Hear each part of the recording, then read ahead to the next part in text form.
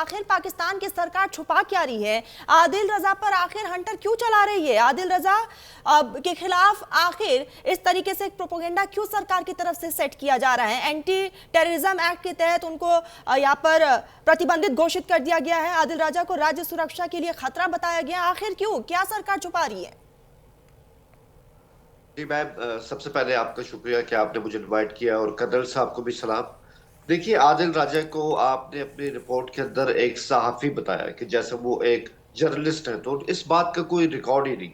Journalist तो वो होता है जो या तो किसी चैनल के साथ एसोसिएटेड हो या किसी अखबार के साथ, और उसकी कोई हिस्ट्री भी हो कि उसने जर्नलिज्म के अंदर इस तरह काम किया हुआ है। अब इस तरह से अपने यूट्यूब चैनल को ऑन कर देना और फौज के खिलाफ और मुल्क के इंटरेस्ट के खिलाफ अनशर्ट इस तरह से बात करना और फिर अपने आप को सहाफी कहना, तो किसी कीमत पे किसी भी शक्ल में ये शख्स जो है आदिल राजा, ये कोई सहाफी हरगिज नहीं है। दूसरी बात, ये आपने बिल्कुल सही कहा भी कि उनके खिलाफ तो बाकायदा हमारे एक्ट के तहत एक केस भी दायर हो चुका है, और उसकी नहीं तो शेड्यूल जावेद साहब, 4 ये के भी तहत। तो हो सकता है कि पाकिस्तान की सच्चाई को दुनिया के सामने लाया जा रहा है। आपके ही मुल्क के हैं वो, और पाकिस्तान की आखिर जमीनी स्तर पर हकीकत क्या है वो दुनिया के सामने ला रहे हैं, इसीलिए उन पर कार्रवाई हो रही है। कौन से ऐसे राज हैं इसके पास जो ये ऐसे बता देगा तो पता नहीं क्या अनर्थ हो जाएगा। ये तो खुद कई साल से इंग्लैंड बैठा हुआ है। तो फिर इतनी आदिल हिम्मत राजा को नहीं है कि सुरक्षा के लिए खतरा घोषित करना भी तो मुझे सही नहीं बात है। तो करने दीजिए ना। मैं मुझे अपनी बात तो बिल्कुल, कंप्लीट आप अपनी करने दें। बात रखिए। हाँ। नहीं, मैं सिर्फ ये कह रहा हूँ कि अगर इसमें हिम्मत होती तो ये यहाँ पाकिस्तान आता, कोई अगर ये इनकलाबी होता तो यहाँ के अपने इनकलाब को सामने आगे लाता। और नहीं तो जो कुछ लोगों ने आपके सामने 9 मई हुआ, वो लोग आज भी जेल के अंदर है। इसमें इतनी हिम्मत होती तो ये भी उस तरह यहाँ पर होता। बस ये भाग गए बाहर, भगोड़ा हो गया, इसकी कोई हैसियत नहीं है। और ये देखे, अक्टूबर में इसने केस किया, अक्टूबर में ये केस आ रहा है, हत्या इज्जत का केस आ रहा है हमारे एक ब्रिगेडियर के खिलाफ। इसको ब्रिटिश अदालत ने 50,000 पाउंड की सजा भी दी है। ये भी देखिए, इसको तो उन्होंने भी धुतकार दी है। इसने पैसे भरने हैं अभी, इसके पास पता नहीं इतने पैसे इसके पास आएंगे कहां से, और कैसे ये इस तरह के पैसे अपने भर पाएगा, इसकी कोई हैसियत नहीं है। और बदकिस्मती से इस तरह के जो काली भेड़े होती है ना, ये अपने आप को ही गंदा करती है। पाकिस्तान क्यों इनके पीछे आपने कहा, और अब क्यों इसको इस तरह से वापस लाना चाहते हैं? बिल्कुल, क्योंकि ये हमारी स्टेट के खिलाफ वहां पे गलत किस्म की बातें जावेद कर रहे साहब, हैं एक जो चीज तो हमारे साफ है इंटरेस्ट के कि खिलाफ। पाकिस्तान में उनके ही मुल्क के जो लोग हैं, आपके मुल्क के जो लोग हैं, वो बेबाक होकर बोल भी नहीं सकते क्योंकि उनके खिलाफ कार्रवाई हो जाती है। सुरेश साहब, मैं आपके पास ही आऊंगी, क्योंकि जिस तरीके से यहाँ पर आदिल रजा पर कार्रवाई की गई है, जाहिर है कि मुनीर सरकार कुछ ना कुछ तो छुपा रही है। देखिए तरन्नुम जी, जावेद भाई को मैं ये बताना चाहता हूं कि जो ये मेजर आदिल राजा है, जो ये बोल रहा है, पहली बात तो मैं ये नहीं मान सकता कि इसको इतनी बातें पता होगी। ये मैं जावेद साहब के साथ एग्री करता हूँ। एक मेजर है, मेजर के पास इतनी कोई इंफॉर्मेशन नहीं होगी जिससे आसिम मुनीर जो फील्ड मार्शल है पाकिस्तान का, वो उससे डरता हो। तो ये तो जो है कि भाई उसको राज पता है और वो राज को निकालेगा या राज को बताएगा, मेरे को नहीं लगता मेजर लेवल पे इतनी उसको पास नॉलेज होगी। नंबर दूसरा, उसके ऊपर ऑलरेडी जो है मानहानि का केस ऑलरेडी चला हुआ है, उसको सजा भी मिली हुई है। नंबर तीसरी बात यह है कि ज्यादातर जो लोग बोल रहे हैं आसिम मुनीर के खिलाफ, वो लोग बोल रहे हैं जो पीटीआई के जो समर्थक है, चाहे वो उससे पहले जो है मिर्जा शहजाद अकबर थे, वो जो है इमरान खान के स्पेशल असिस्टेंट रह चुके हैं। उन्होंने कुछ बयान दिया जिसकी वजह से उनको नाक तोड़ दी, फ्रैक्चर कर दिया। वो सब हरकतें गलत है, क्योंकि इसका मतलब ये नहीं है कि आपके खिलाफ अगर आप बोलेंगे तो आप ये कार्रवाई करेंगे। उन्हीं के ऊपर नवंबर 23 में जो है एसिड फेंका गया, लेकिन वो बच गए। तो ये जो कार्रवाई जो भी कर रहा है आसिम, ऐसा तो है नहीं, ये तो गवर्नमेंट ही करवा सकती है, प्राइवेट आदमी क्यों करेगा, कोई जाके क्यों रिस्क लेगा।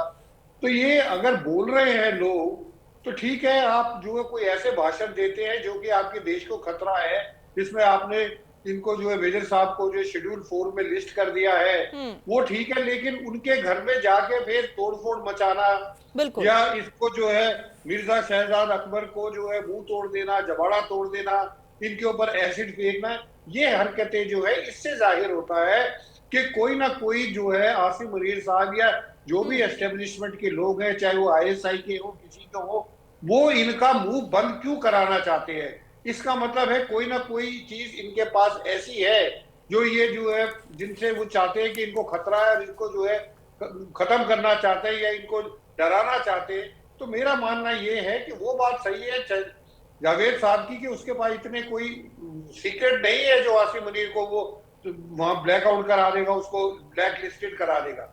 लेकिन पॉइंट ये है अगर वो बोल रहा है उसको आपने एंटी टेररिज्म एक्ट में कर दिया तो फिर उसके घर को रैंसैक क्यों कर रहे हो? क्यों जो आप लोगों के ऊपर एसिड डलवा रहे हो, उनको चोट लगवा रहे हो? वो जो चीज है वो गलत है। बिल्कुल, अगर आदिल रजा गलत है तो आप डट कर सामना करिए ना, आप आइए, आप कहिए कि ये चीजें गलत है, आप काउंटर करने के बजाय उन पर ही कार्रवाई कर रहे हैं। हुसैन साहब जवाब दीजिएगा। देखिए बात यह है कि सबसे पहले तो वो शख्स पाकिस्तान के अंदर नहीं है, चाहे ये हो चाहे शहजाद अकबर हो।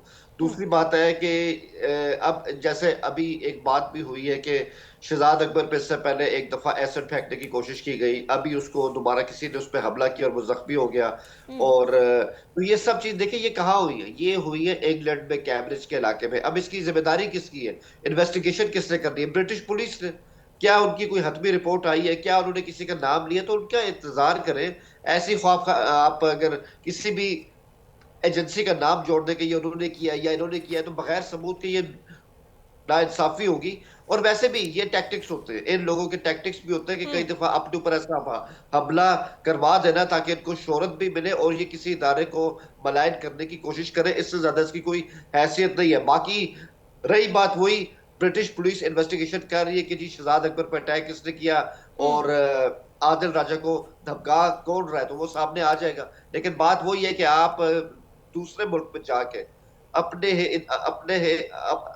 है जो जो आपका इदारा है उसके खिलाफ या मुल्क के खिलाफ इस तरह से गलत बातें करेंगे, ऑब्वियसली फिर आप पे स्टेट के हवाले से आप पे प्रेशर आएगा। प्रेशर यही है कि हमने ब्रिटिश हुकूमत को कह दिया कि इनको हमारे हवाले करें, मगर उनको सबूत भी दिए जिस तरह की जुबान इसने इस्तेमाल की है हमारे मुल्क के इंटरेस्ट। जावेद साहब क्योंकि ये अब रिटायर्ड मेजर भी रह चुके हैं आदिल राजा, तो कहीं ना कहीं वहां पर सेना किस तरीके से काम करती है इसकी कुछ तो खुफिया जानकारी होगी, तभी तो डर है मुनीर को। अगर इस बंदे के पास कोई ऐसी खुफिया इंफॉर्मेशन होती तो आपका क्या ख्याल है, उसके खिलाफ केस भी कायम हो गया, वो केस भी हार गया, उसको 50,000 पाउंड भी देने, तो अब तक वो किस बात का इंतजार कर रहा है? अगर उसके पास ऐसी खुफिया कोई राज होते, कोई उसके पास ऐसी इन्फो होती कि उससे पता नहीं आसमान हिल जाता, कुछ भी नहीं है। ये सिर्फ बातों के शेर है, अपने मुल्क में आके चीजों को फेस करने की हिम्मत नहीं है, इससे ज्यादा इनकी कोई हैसियत ही नहीं।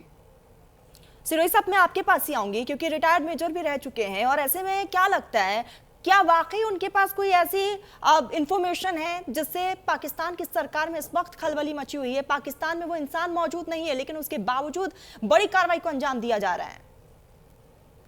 तरुण जी, इसमें कोई दो राय नहीं है कि जो मैं पहले भी कह रहा था कि एक मेजर साहब को, और जो कि फौज से निकल चुके हैं काफी दिन से, उनके पास कोई, मुझे नहीं लगता कोई बहुत बड़ी सीक्रेट होगी, कोई छोटा मोटा उनको कोई नॉलेज होगी किसी चीज के बारे में, और वो भी डिपेंड करता है उन्होंने कहाँ पे नौकरी की। सिरोही साहब एटलीस्ट ये तो पता ही होगा कि वहां पर सरकार और सेना किस तरीके से काम करती है।